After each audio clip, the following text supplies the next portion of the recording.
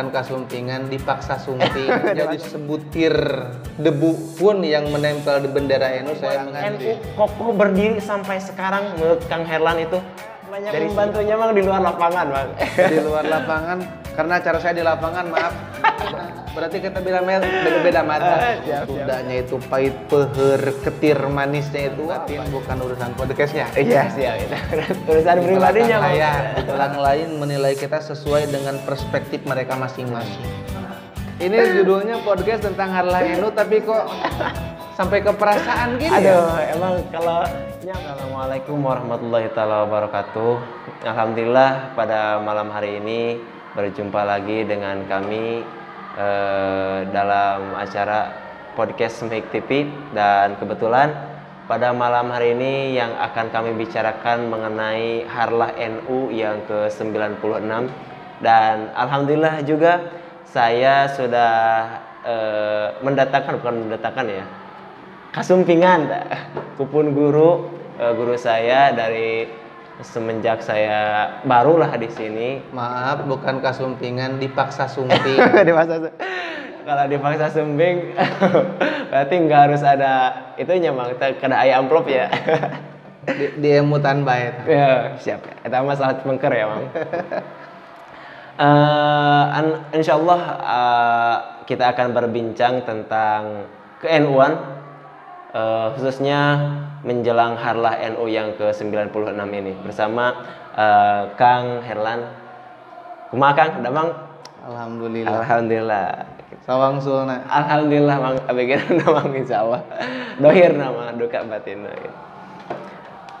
Urusan batin bukan urusan podcastnya. Iya siap itu.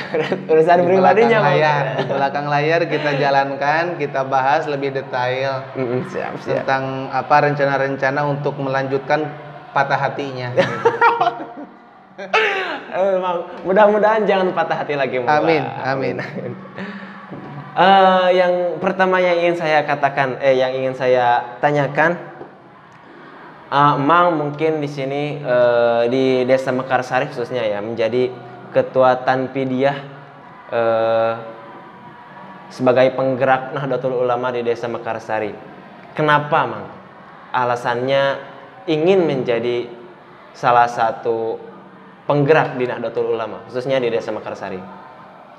Kalau alasan ingin menjadi salah satu penggerak, ya mungkin semua orang juga ingin. Jangankan jadi penggerak NU di Desa Mekarsari, menjadi sebutir debu pun yang menempel di bendera NU saya menginginkan.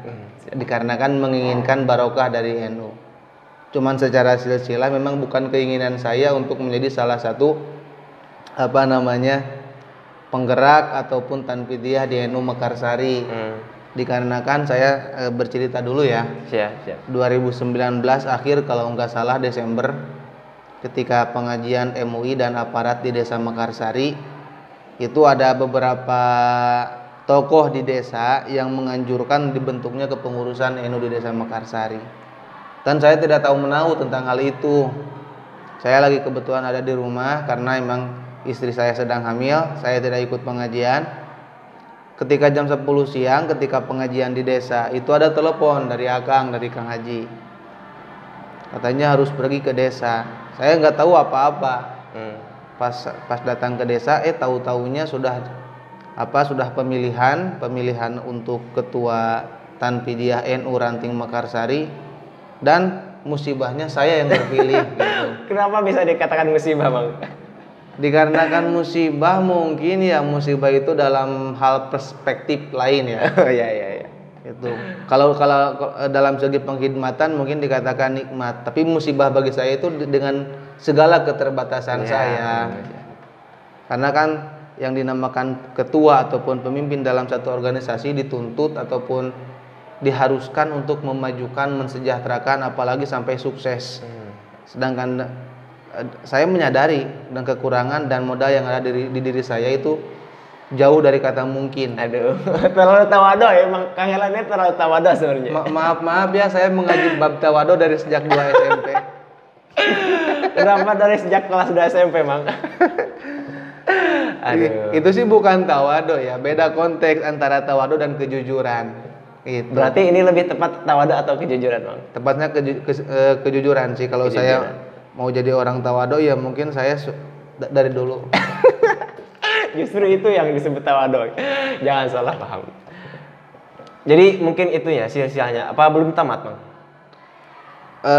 Masih banyak juga kalau mengatakan silsilah ya pasti yang kita rangkum itu yang kita bahas itu rangkuman.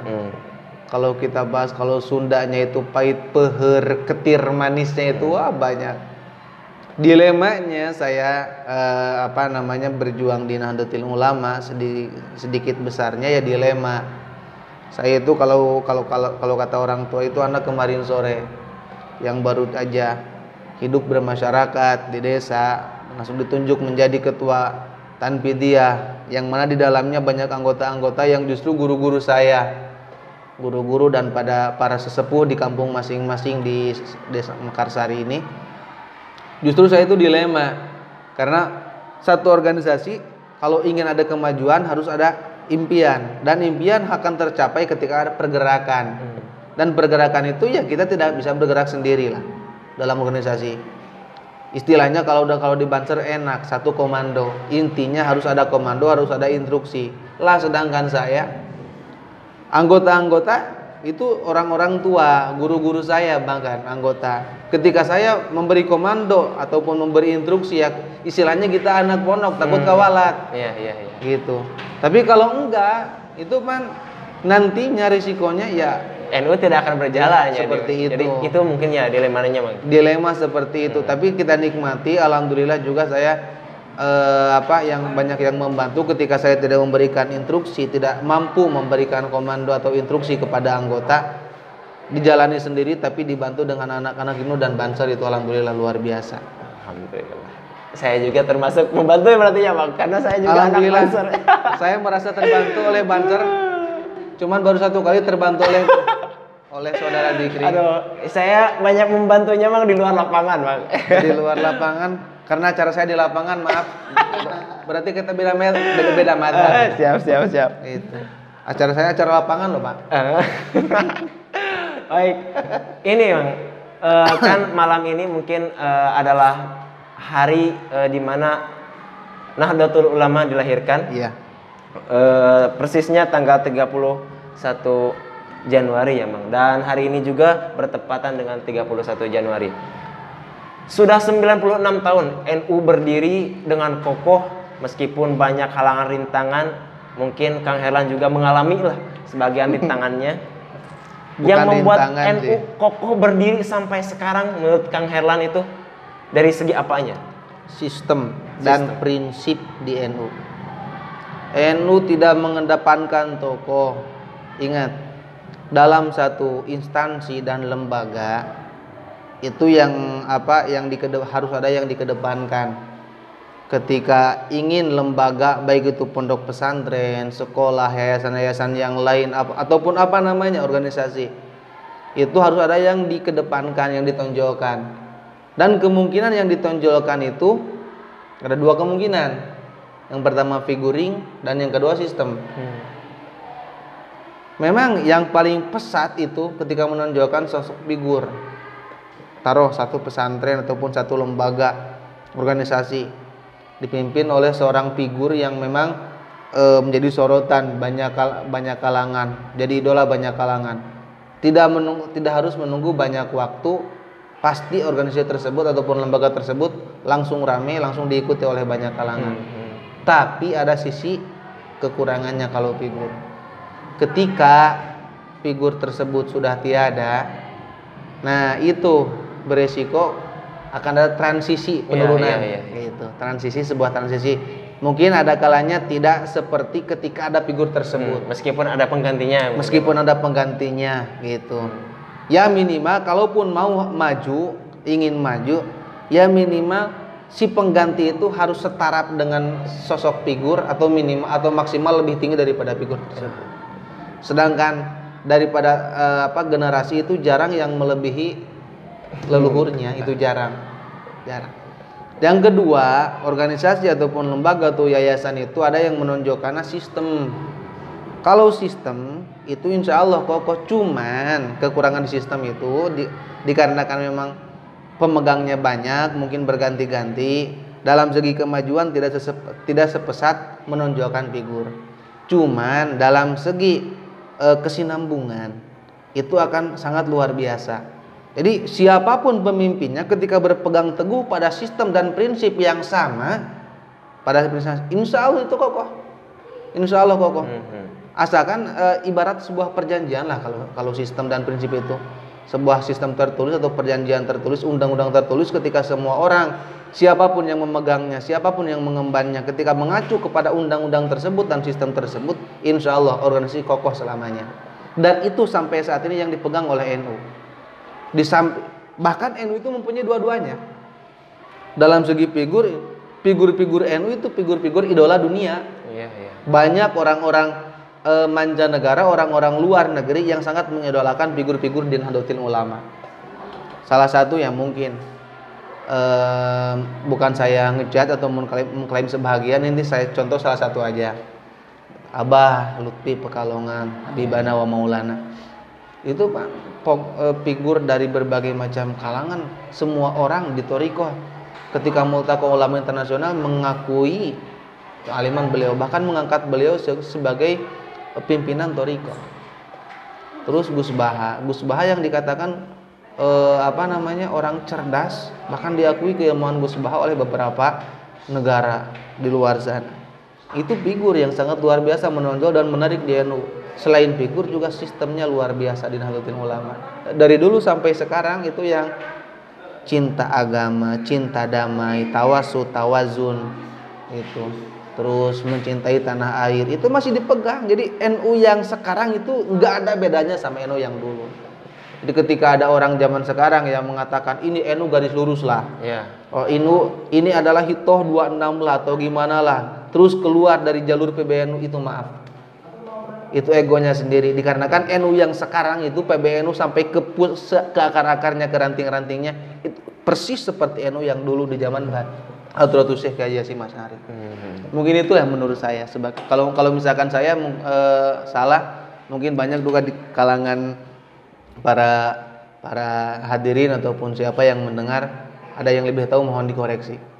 Jadi mungkin selama 96 tahun NU berdiri, yang menjadi pagar atau yang menjadi penopang NU berdiri adalah sistem, mungkin ya Bang, yang sistem paling, dan mengikuti jejak jejak leluhur di generasi NU. Jadi tidak ada istilahnya, tidak ada melebihi tidak keluar dari konteks yang dibawa oleh leluhur. Ataupun ada ketika itu lebih maslahat, kan kita tahu kan al-muhafadzatu ala qadimis sholih wal akhdhu bil jadidil aslah. Ketika ada hal-hal yang baru gitu, terobosan-terobosan yang baru, kenapa enggak? Kalau itu untuk kemajuan NU. Ya justru sekarang itu di zaman NU itu lagi mekar-mekarnya.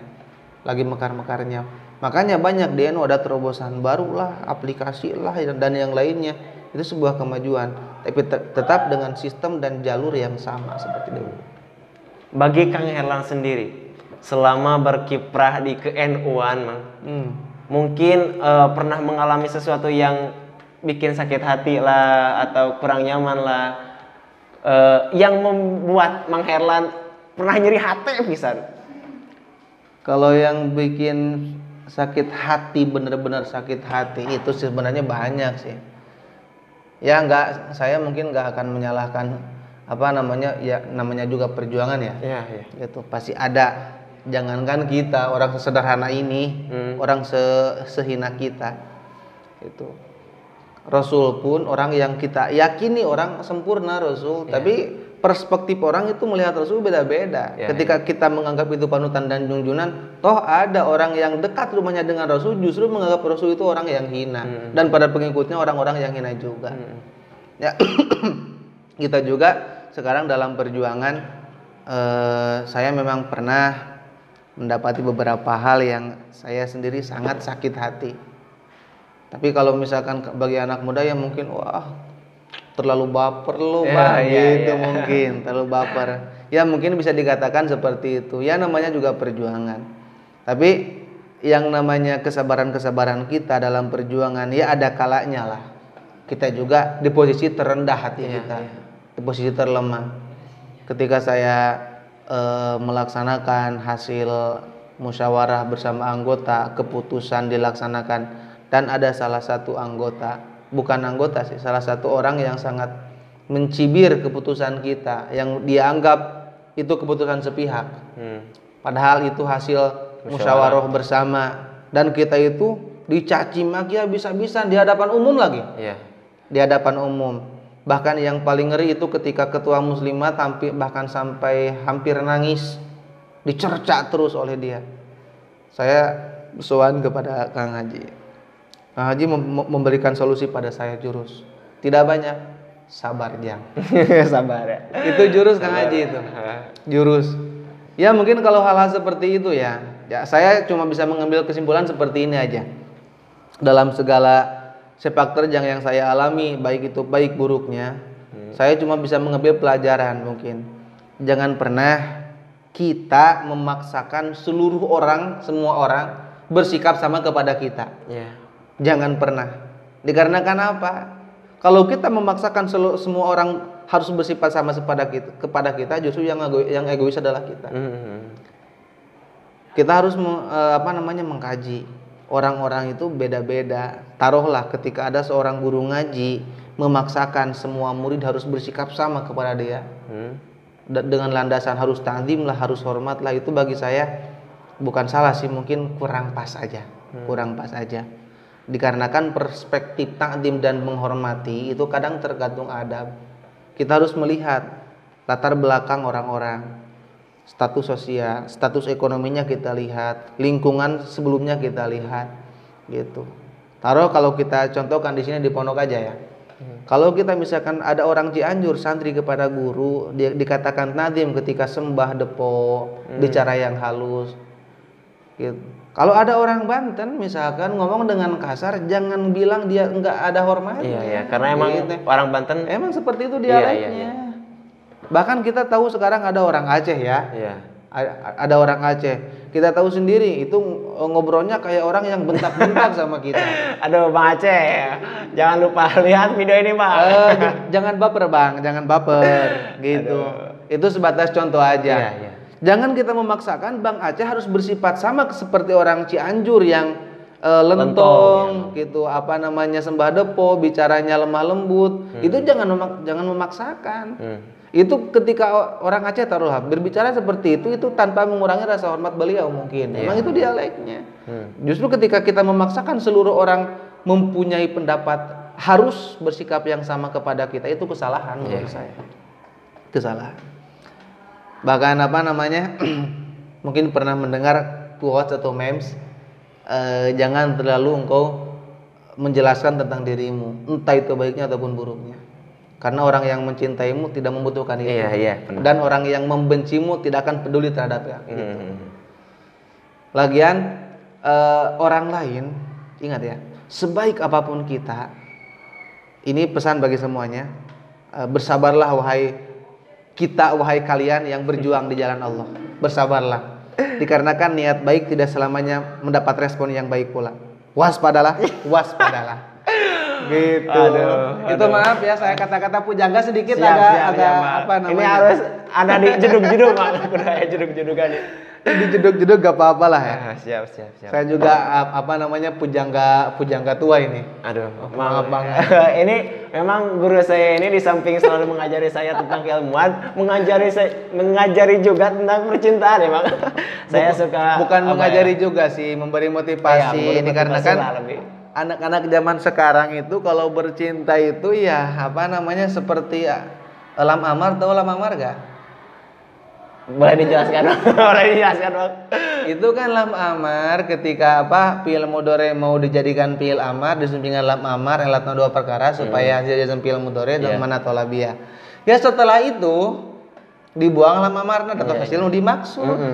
Gitu. Berarti, jadi dicari ketika ada maunya, ketika sudah hasil kita buang aja. Habis manis pah dibuang. Nah, itu. Sakit lu gitu aja. Kang Herlan, emang zaman sekarang seperti itu juga lah, zaman sekarang. Satu lagi ya, maaf ya. Yang tadi sebelum Anda potong, yang saya katakan tadi bahwasanya jangan terlalu kita menjelaskan diri kita kepada orang lain. Juga ada satu lagi menurut saya, orang lain gitu menilai kita sebaik apapun kita, sebaik apapun niat kita, langkah kita sebaik apapun, ingat orang lain menilai kita sesuai dengan perspektif mereka masing-masing. Gitu. Mungkin ketika kita maaf banget, kalau misalkan di video ya, kalau di video ketika tidak melihat secara full, mungkin ketika ada satu adegan video yang kepotong-potong dan ada indikasi sebuah kejelekan, kita akan menyimpulkan langsung. Tapi ketika kita melihat secara full, kita akan tahu itu bukan sebuah kejelekan mungkin. Termasuk orang lain melihat sepak terjang kita dan perjuangan kita, hanya akan menilai sesuai perspektif mereka, sejauh mana mereka terjun atau mendalami kehidupan kita. Makanya slow aja, karena mungkin orang baik taruh ketika seseorang setelah sholat langsung berangkat, enggak wiridan, enggak aurun, enggak, itu sepintas orang akan menilai, wah ini wiridan baong gitu, anti auron. Tapi kan kalau misalkan kita melihat ke depan dan ke belakangnya sepak terjang dia, terus kita kaji dulu, mungkin yaitu sholatnya lagi kebelet, ataupun lagi puasa belum buka, atau lagi perjalanan dan ngambil kejar target lah, untuk sampai ke rumah sakit ataupun gitu. Orang itu bebas menyimpulkan tentang kita, makanya kita jangan terlalu baper dengan apa yang mereka simpulkan tentang kita. Gitu. Ciri khas. Mantap. Baik, mungkin Mang Herlan sanes teu patosono ya teh. Iya. Emang mungkin banyak yang perlu kita garis bawahi dari setiap kata-kata dan setiap pembicaraan Kang Herlan, sangat memotivasi bagi kita, dan mungkin hanya sekian yang dapat kami sampaikan. Kang, hatur nuhun Kang atas keresahannya Rio sareng simkuring sasana jantu pararogo simkuring mari nyarasakeun. Cocok sebenarnya maksud cocokna kieu ya, maksud cocokna. Orang anu teu puguh gitu, orang anu teu puguh ku Gusti Allah dicocokeun jeung jalma anu teu puguh deui. Aduh. Iya, anu teu puguhna ieu nu puguhna, tetapi ieu teu puguh ieu puguh. Ieu puguh-puguh. Jadi kieu yang jelas seperti ini ya gitu. Kalau saya sih puguh. Berarti atas lah, ieu teu puguhna Mang Bias. Abi Ridho, Mang Abi Ridho. 10 tahun. Ya. Sama si dia itu saya sudah ada hasilnya sekarang. Siap. Gitu. Bahkan sudah hampir anak kedua, mohon doa dari semuanya. Saya kebetulan istri saya mengandung anak kedua sekarang udah 5 bulan. 5 bulan ya, Mang? Ya, 5 bulan. Doakan semoga sehat yang dikandungnya, semoga sehat yang mengandungnya. Amin. Kelahiran dalam keadaan normal. Amin. Dan tidak terlalu menegangkan lah. Amin. Gitu. Alhamdulillah. Mungkin saya sudah jelas ya. Lah ini sudah hampir 3 tahun, ini gimana ini endingnya ini? Insya Allah, Mang, kalau Allah menakdirkan itu. Iya sama, emang semuanya kalau Allah menakdirkan. Iya. Iya, terakhir. Nyonkeun doana ya Kang. Iya, doa. Sing maslahat kanggo abdi, sing maslahat kanggo balarean. Kok ini maaf ya saudara pemirsa, maaf. Ini judulnya podcast tentang Harlah NU, tapi kok sampai ke perasaan gini. Aduh, emang kalau nyambung, kalau emang murid sama guru nyambung obrolan gitu. Kalau mau masalah kieu mah insyaallah bakal 2 jam 3 jam kayak kuat gitu nyarioskeun. Kita satu frekuensi ya, mungkin satu frekuensinya pada sebatas yang itu aja gitu. Aduh, tekan dicaraskeun deui ke pelan itu mah. Terakhir mungkin kieu nya, terakhir terkait Harlah. Semoga Harlah NU yang ke-96 ini sesuai dengan tema ya. Tema membangun peradaban juga. Ada sedikit. Ini mohon maaf sebelumnya saya pernah membaca artikel dari internet. Ada itu sebuah penelitian yang menurut saya absurd. Maksud absurd itu payah lah gitu. Penelitian ngasal. Tapi agak logis juga gitu dan lucu hasilnya. Tentang Nahdlatul Ulama. Ada orang yang berpendapat dikarenakan keturunan lungsurnya Imam Mahdi ke alam dunia, itu munculnya Imam Mahdi itu mukhtalafun fi. Jangankan di berbagai mazhab, di mazhab Syafi'i sendiri pun itu mukhtalafun fi. Tidak semuanya sepakat bahwa tentang kemunculan Imam Mahdi. Lain halnya dengan kemunculan Dajjal dan Nabi Isa al-Masih.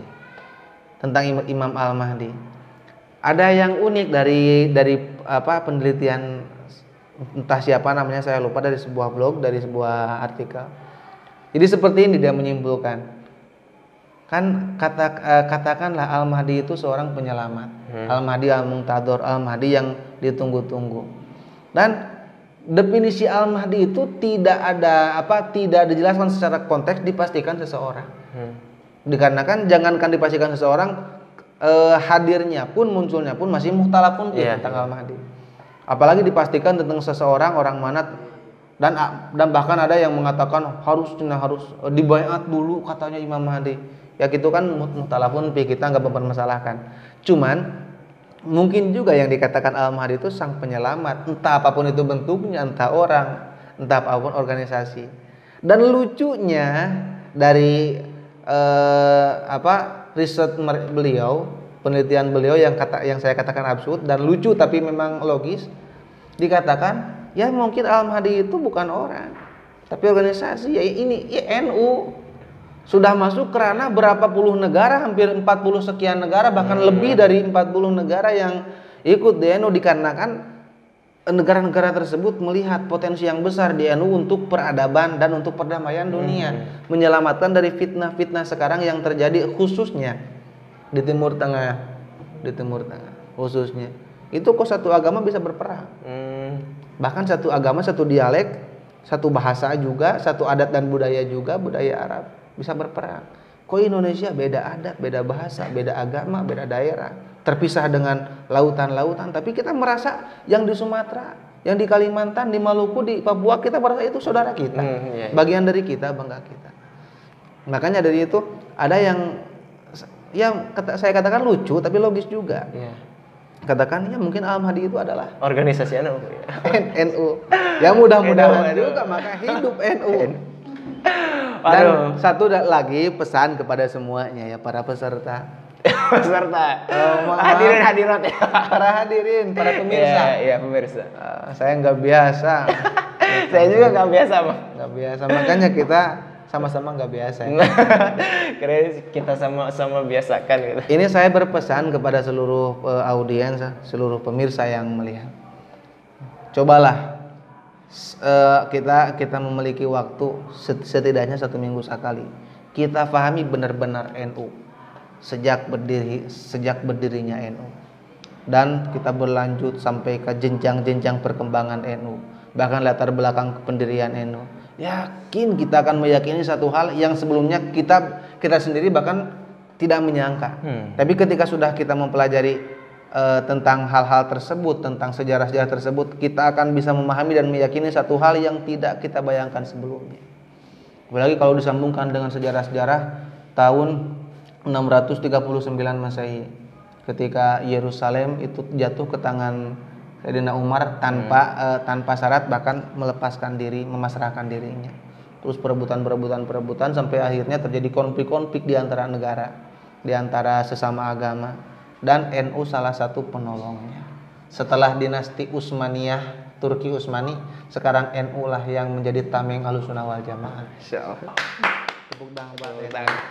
Luar biasa, ini saya sebagai salah satu banom dari NU merasa bangga itu, meskipun kurang aktif tapi setidaknya lah saya sudah ikut berpartisipasi. Amin, itu terakhir membangun ya, mungkin membangun.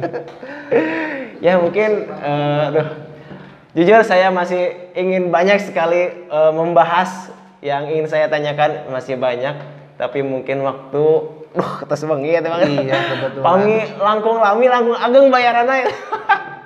Jadi bukan seperti itu sih ya, maaf ya. Bukan seperti itu pada kenyataannya. Di sini dia bilang saudara Dzikri itu bilang, sahabat Dzikri, sahabat Banser bilang kalau misalkan waktu masih panjang, masih banyak yang mau ditanyakan. Toh pada kenyataan saya sering. Kalau bisa dijelaskan, Itu masa belakangan, Bang. Aduh, Hebat, jangan hebat ya. Saudara Dik ini kalau misalkan jadi bintang sinetron itu mantep, itu Iya. gimmicknya dapat banget gitu. Gimmick padahal kan kita sering ketemu jarang Nah, nanya. jaim lah, mang sedikit di depan kamera, mamang. Iya iya. Aduh, nggak juga, mang. Kalau berbohong itu nggak biasa lah. Itu mungkin dikarenakan berbiasa berbohong di hadapan kamera sudah terlatih gitu ya. Maaf Aduh, banget ya, maaf banget. siap, Tapi Bang. tidak, ini jangan sampai tembus kepada kekasihnya ya. Ya bakal ditinggali mang gua mah. Aduh, senang sekali bunga pisan karaos ka abi, ya Allah. Kita Hatur berlanjut nuhun namanya. nanti mungkin kita bisa bertemu di channel Enum Karsari. Saya nanti akan banyak Iya, bertanya. siap, saya yang menjadi narasumbernya, Mak. Saya akan undang mungkin ya kalau ada waktu juga. Kalau ada waktu dan kopinya. Iya, siap. Iya, nyanak kopi Mang Herman kayak nyanak kopinya. Kalau ada waktu dan kopinya untuk beri kopi, saya insya Allah akan undang dari Iya, Kang, iya teh kader-kader. sanes teh aya kopi. Bade tadi teh, tapi teh cai panas. Ya Bu, Jantan saya tahu. kayak Ini maaf ya, maaf. Apa namanya, jurus Dianu itu seperti itu. Ketika ada makanan yang transparan, tahu gak? Maksudnya gimana, Bang? Transparan. Oh, ayam padahal mah tapi teh ayam bener. Itu. Aduh. Itu orang-orang Dianu dikarenakan kita ini live Pak, Iya, diliput. Takutnya orang yang melihat itu melihat kopi dan merasa Oh iya, gitu, jadi merasa ingin. Oh iya. Gitu. Saya lebih apresiasi kepada prinsip Anda yang memberikan suguh yang transparan. Waduh, alhamdulillah ya sakieu saya ya. Dan nanti suatu saat insya Allah seperti tadi saya katakan, saya akan interview sahabat-sahabat Banser, Iya. mungkin Ansor, Ibnu juga gitu tentang Benar-benar. sepak terjang dan rencana berkhidmat di NU seperti apa. Gitu. Ya mungkin saya juga mohon maaf ya, mungkin banyak guyon, banyak apa namanya candanya ataupun banyak salahnya, terutama banyak salah. Segitu saja mungkin Iya. dari saya. Ya, itulah dia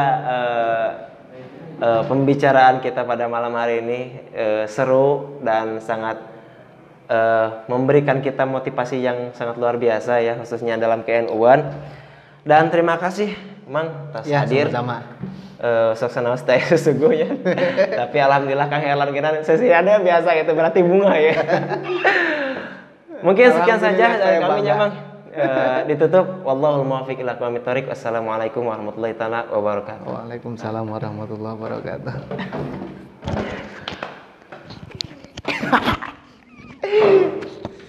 Itu bisa dia malam Mang astaga. Gimik.